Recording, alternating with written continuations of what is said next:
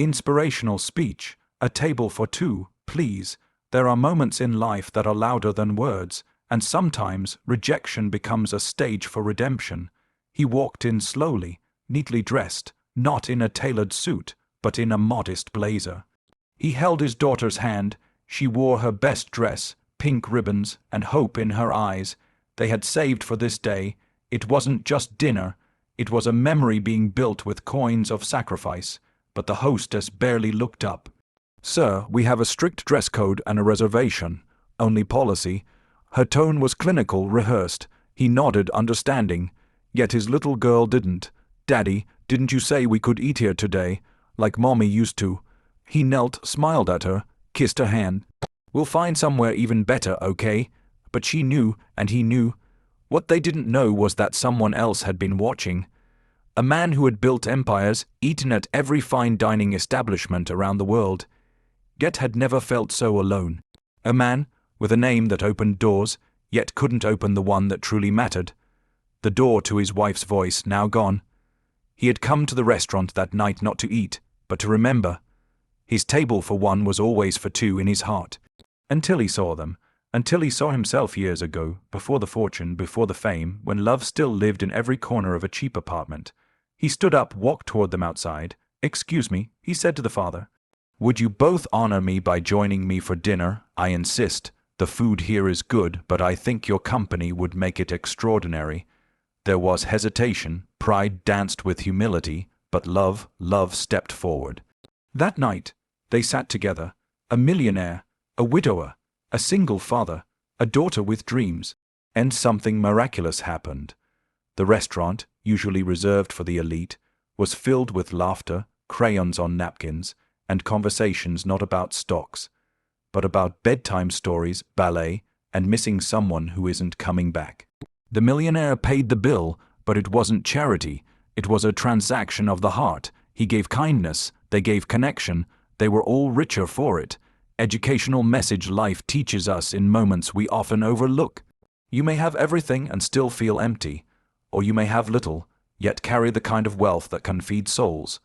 Don't judge too quickly. The man in simple clothes may be a king of love. The child beside him may be the only reason he wakes up. And when you can, be the person who makes room at your table, because someday you'll need someone to sit at yours too. Kindness doesn't cost, it returns. And sometimes a table for two is all it takes to feed three broken hearts. The value of dignity over status is a profound lesson often overlooked in our fast-paced, image-driven world. In a society where appearances and material possessions tend to determine how people are perceived and treated, we lose sight of what truly defines a person: their character, their resilience, their intentions, and their heart. Dignity is not about the car someone drives, the clothes they wear, or the number of zeros in their bank account. It is about the quiet strength someone shows in adversity, the grace with which they navigate rejection, and the respect they extend to others regardless of their background. And often, the people who embody the greatest dignity are those who have had to fight the hardest for even the smallest things. Consider the man who walks into a luxurious space, not flaunting wealth, but holding the hand of his child with pride. He may not wear designer labels or boast an expensive watch, but his posture, his eyes, and the way he shields his child from disappointment show something more refined than any luxury brand could offer. That is dignity. It is silent, unshakable, and deeply human. When someone is turned away because they don't look the part, we are not just rejecting their appearance, we are dismissing their story, their journey, and their humanity. Children are particularly vulnerable in these moments. They learn not only from what we say, but from what we do. When a little girl sees her father being denied a seat at a table, she is not just witnessing an instance of exclusion. She is absorbing a message about worth, class, and where she does or does not belong. However, when that same father kneels down to reassure her with love in his voice, when he chooses not to make a scene, when he lifts her spirit with his calm strength, she sees a different message. She sees that dignity means holding your head high even when the world looks down on you. That message can shape the rest of her life. On the other side, Those who uphold social status as a measure of respectability are often unknowingly impoverishing themselves. They miss the chance to meet extraordinary people who may not shine on the surface but burn bright inside. A single father might not have wealth, but he possesses patience, sacrifice, and relentless dedication, qualities that money cannot buy. When we look beyond the exterior, we discover the rich tapestry of human experiences that inspire us, teach us, and remind us of our shared vulnerability. Dignity over status also challenges us to reconsider the spaces we create in our society. Are our restaurants, schools, workplaces, and communities welcoming only to those who fit the mold? Or are they places where the soul is seen before the shoes? Every time we choose inclusion over exclusion, every time we make room at the table for someone who doesn't look like they belong by society's narrow standards, we create a more compassionate and truthful world. True strength lies in those who maintain their self-respect in the face of disrespect. The single dad who refuses to let rejection define him. The child who learns to smile again because her father protected her innocence. These are quiet heroes. And the man who extends a hand to lift someone up, who uses his influence to amplify kindness rather than ego. He demonstrates that real prestige is not worn, it is lived. When we begin to honor dignity over status, we begin to see each other not as classes or categories, but as people, with stories, with grief, with dreams. We begin to teach the next generation that they are enough, regardless of what they wear or own. And most importantly, we begin to heal the hidden wounds caused by years of exclusion and judgment. The heart recognizes what the eye often misses. And when dignity walks into a room, it needs no spotlight. It simply needs a seat at the table. Parenting as a silent sacrifice is one of the most profound truths in life, especially when it comes to single fathers who often remain in the shadows of appreciation. Society tends to overlook them, framing caregiving as something more naturally expected of mothers, while fathers are often cast as providers alone. But when a man takes on both roles, provider and nurturer, protector and comforter, he becomes a quiet warrior navigating a battlefield that few truly understand. He doesn't wear his sacrifices on his sleeve. He doesn't announce his exhaustion. He simply keeps going because his child needs him to. The world rarely pauses to see the father who wakes up before dawn to pack lunches, who checks homework at night with tired eyes after a long shift, or who learns how to braid hair or sew a costume because his child asked him to. He does not complain when he cancels plans, skips vacations, or eats less so that his daughter can have more. His reward is not public praise or applause. It's the quiet smile of his child, the soft "I love you, Daddy," whispered just before bed. That's where his heart finds its rest, in the smallest moments of connection that most people miss. When a father loses his partner, the emotional toll is immense, yet the world expects him to carry on, to be strong, to not cry too loud or grieve too long. But behind that strength is a sea of silent struggle. He doesn't just miss his spouse, he fears failing their shared dreams. He worries about whether he can raise their child to be kind, confident, and whole. And yet, despite the fear, he shows up, every single day. He ties shoelaces with trembling hands and builds bedtime routines from scratch. He learns to be both the steady discipline and the warm hug. That balance is no less than a daily act of heroism. Parenting alone means giving up parts of yourself to build something better for someone else. The single dad may forego dating, rest, hobbies, and personal ambitions, not because he has to, but because he chooses to. He measures success not by career milestones, but by his child's laughter, their safety, and their growth. And when he is rejected or judged, perhaps for not being affluent, for not appearing polished, or for bringing a child into a place considered adult, it hurts. Not because of his pride, but because he knows how much it took just to get there. How many nights he worked extra hours. How many times he whispered encouragement to himself just to make it to the next morning. And still, he remains gentle. This kind of parenting is not loud. It is not always celebrated, but it is powerful. Every act of quiet sacrifice adds up to a future where his child feels deeply loved, seen, and supported. These fathers are not asking for recognition. They are simply trying to keep their promises, trying to give their children a life filled with joy, dignity, and love, even if it costs them everything. What makes their journey even more admirable is the grace with which they carry the weight. A single dad doesn't often have someone to come home to and vent his frustrations. His fears often remain unspoken. His dreams are quietly folded away in drawers behind more pressing responsibilities. And yet, he keeps going, he smiles through the pain, he keeps showing up. He is the embodiment of quiet strength. In a world quick to celebrate showy success, these fathers remind us that the greatest victories are often unseen.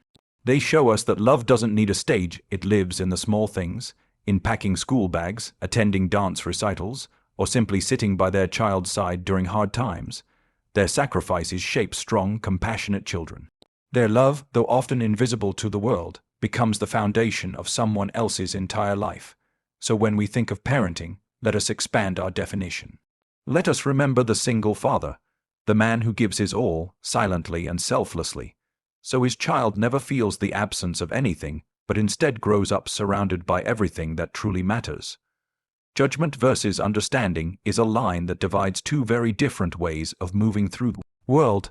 One is quick, reactive, often built on assumptions and surface impressions. The other is slow, patient, and rooted in empathy and compassion. In daily life, people make hundreds of decisions based on appearance, tone, or reputation. Someone walks into a room wearing clothes that don't match the standard of the place, and suddenly, they're deemed unworthy. A person speaks with a certain accent or hesitates when speaking, and instantly, conclusions are drawn about their intelligence or background. This is the nature of judgment. It's fast, shallow, and often unfair. Understanding, however, takes time. It requires effort. It asks people to look beyond the surface and to consider the story behind the moment. It means recognizing that everyone is fighting battles others can't see. When a single father walks into a restaurant holding his child's hand, dressed modestly, maybe even nervously, judgment sees an outsider. It sees someone who doesn't belong, but understanding sees something else. It sees love, effort, and courage. It sees someone who has likely sacrificed a lot to create this special moment for his child, someone trying to give them joy in a world that often doesn't make room for people like them. We all carry lenses shaped by our experiences, upbringing, and biases, but these lenses can either distort the truth or help us see more clearly. When we judge, we close the door on deeper human connection. We decide who someone is based on a glance, a title, a brand. When we understand, we open that door wider.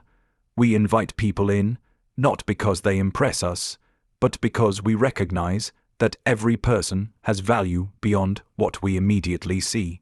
In professional spaces, this lesson is crucial. A person applying for a job might not have the perfect resume or the polished look expected, but perhaps they have a story of resilience that has taught them more about dedication and work ethic than any formal degree ever could. In schools, a child acting out might not be disrespectful. They might be hungry, scared, or grieving. In relationships, someone's silence might not mean disinterest. It could mean they are overwhelmed with emotions they don't yet know how to express. Understanding starts with a pause. It begins when we resist the urge to label someone too quickly and instead ask, what might this person be going through? It's about giving others the benefit of the doubt, about listening before responding, and about choosing kindness over critique.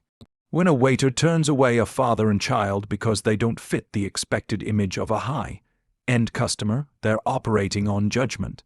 But when someone else at a nearby table invites them in and offers to share the experience with them, they're choosing understanding. And that choice has the power to transform not just a dinner, but a life. The world would be a radically different place if people replaced judgment with curiosity. If, instead of assuming they know who someone is, they asked to learn more. If, instead of closing doors, they asked how they could open one. True understanding doesn't mean excusing harmful behavior or avoiding standards. It means recognizing the humanity in others before making conclusions about them. Sometimes, all it takes to change someone's entire day, or even their life, is one person who sees them for who they really are, not for what they seem to be. One person who treats them not as a mistake or a burden, but as a human being deserving of respect and dignity. That kind of recognition is powerful, it heals, it uplifts, and that's why understanding will always be greater than judgment. It doesn't just change how we see others, it changes how we move through the world. It makes us gentler, wiser, more patient, and more connected. Because in the end, everyone just wants to be seen, to be heard, and to be understood, not for what they wear or what they own, but for who they truly are inside. Grief hidden in silence is one of the most painful forms of sorrow because it exists behind smiles, behind everyday responsibilities, and behind the image of strength. When someone loses a partner, especially a spouse with whom they've shared a life, memories, and dreams, the world changes instantly, but not everyone sees it. The dishes still need to be washed. Bills still need to be paid. Children still need to be comforted. And so, grief does not always look like tears. It often looks like someone showing up, doing what needs to be done, all while carrying an invisible weight that never really lifts. Many people assume that time heals grief, but time only teaches people how to carry it differently. For a widower, especially a father, the grief is not just about losing a loved one. It's about learning to live without the emotional partner who helped carry the weight of life. It's about facing birthdays, anniversaries, school events, and simple dinners without the person who made those moments whole. He becomes both the strong shoulder and the one needing comfort, but there's often no one to lean on. So, he buries the grief, not because it's gone, but because life demands he move forward. Grief in silence is especially common among men, who are often taught from a young age to be stoic, to stay strong, and to avoid vulnerability. Crying is seen as weakness, talking about pain is discouraged, and so, many widowers walk around with full hearts and empty words. They smile for their children, they work hard to maintain stability. But inside, they feel a deep ache, one that never completely fades. They talk about her less, not because they've forgotten, but because the words feel too heavy. Because every time they try to explain the loss, it reopens the wound. In public, he may seem composed. People might even admire him for being strong or doing well, but they don't see the nights he sits alone at the kitchen table, staring at the chair that used to be filled with laughter. They don't hear the quiet apologies whispered into the dark, wishing he could have done something differently. They don't witness the way he holds his child just a little tighter, because she is the last living piece of the love he lost. What makes silent grief even more complex is that it's often misunderstood. People think moving on means forgetting, but for the grieving, it means remembering without breaking. It means learning to live with the absence, to keep the memory alive while still creating a future. And when a widower chooses to do something as simple as take his daughter to a nice restaurant, it's never just about food. It's about reclaiming a tradition, trying to create a new memory in a space where an old one once lived. It's about holding on to something that still connects them to the one who's gone. And when rejection happens in such a moment, when someone turns them away or treats them as less than worthy, it cuts deeper than most people realize. It's not just a denied reservation, it's a denial of a moment he fought hard to create, a moment that took strength, hope, and emotional courage. That rejection can remind him that the world doesn't see the battles he fights. It can reinforce the loneliness he already feels. Yet even in that pain, many grieving people continue forward. They love more deeply.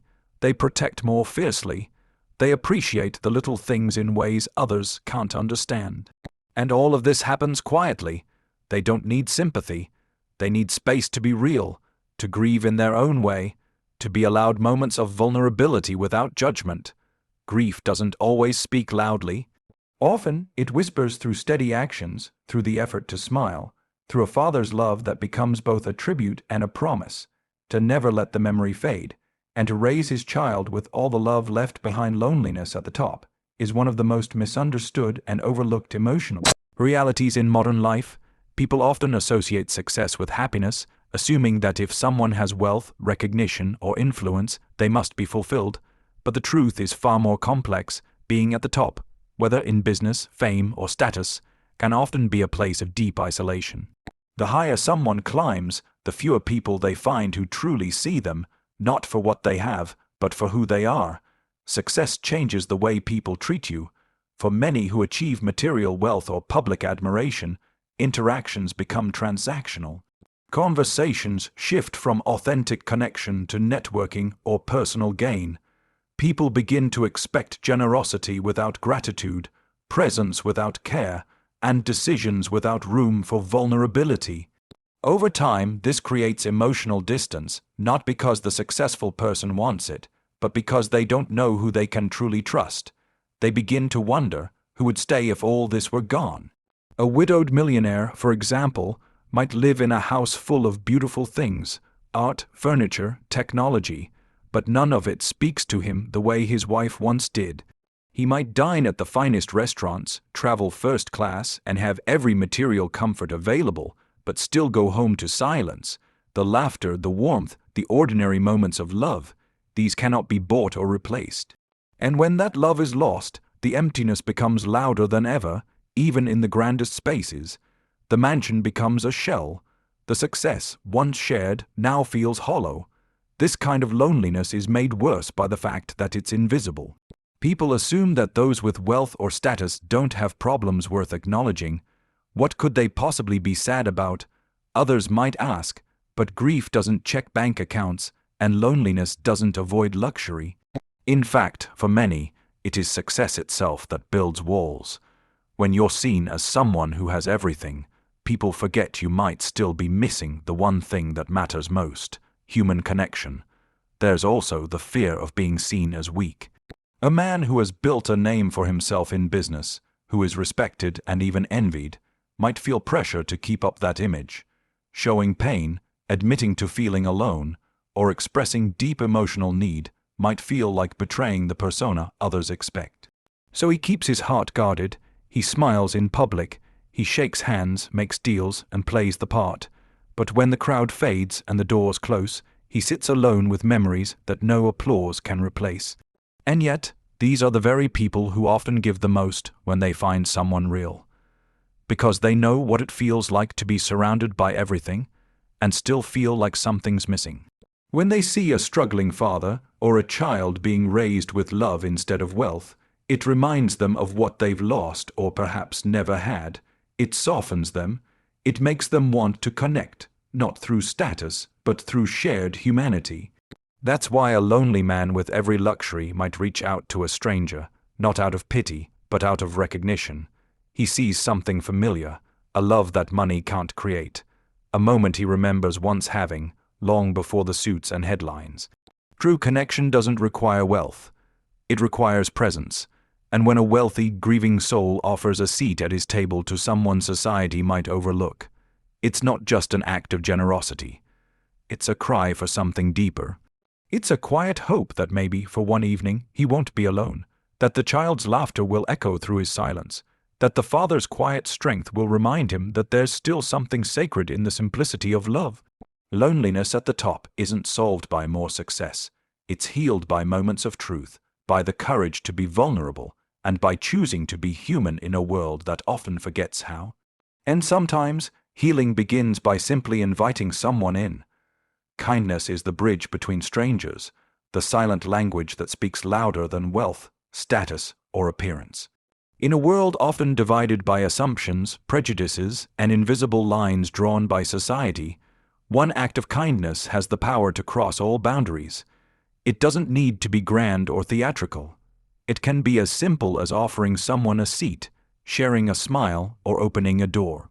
Kindness doesn't measure what someone looks like or where they come from. It sees humanity first, and in moments when people feel rejected, unseen, or diminished, kindness becomes not just a virtue, but a lifeline. When someone witnesses unfairness, like a father and child turned away because they don't fit the image of a high-end place, It's easy to walk away, to stay silent. But choosing kindness in those moments means choosing to acknowledge pain and doing something about it. It means being the person who doesn't follow the crowd's indifference. It means standing in the gap and saying, "You matter." That simple gesture can restore someone's sense of dignity, even if just for a moment. It can change the emotional direction of a day, a week, or even a life. People underestimate the emotional depth that small kindnesses can reach. A child who sees someone show compassion to their parent will never forget it.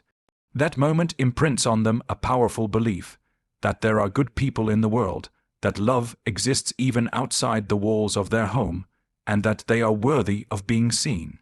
And for the parent, who might feel the weight of the world on their shoulders, kindness from a stranger is a breath of fresh air in a life that may feel suffocating with responsibility.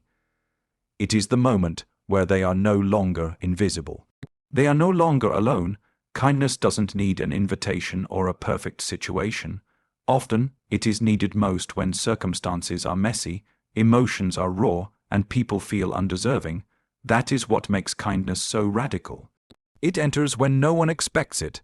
It shows up for the person who looks out of place, who isn't part of the in crowd, who has been told by the world they don't belong.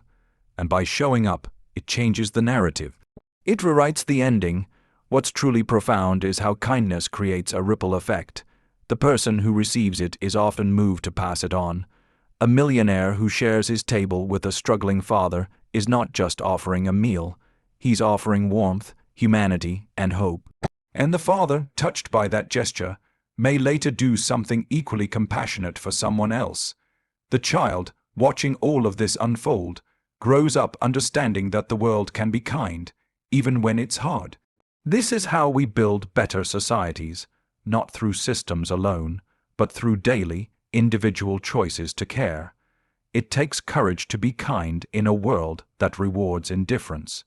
It's easier to turn a blind eye, to believe it's not our place, or to assume someone else will do the right thing. But real kindness isn't passive, it's active. It notices the unspoken struggles. It listens when no one else does. It chooses involvement over distance. And when that kindness is given without expecting anything in return, it becomes pure. Sometimes the greatest acts of kindness are quiet. No camera, no applause. Just one person seeing another and offering what they can: time, empathy, presence. Those are the moments that restore our faith in each other. They remind us that love doesn't need a title, compassion doesn't need credentials, and connection doesn't require status. All it needs is a heart willing to act. In the end, we may forget many details about people, what they wore, what they owned, what they achieved, but we never forget how they made us feel. That is the true legacy of kindness. It lingers in memory.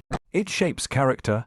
It binds strangers into a shared story, and sometimes it all begins with a simple decision: to welcome someone, to listen, and to say without words, "You belong."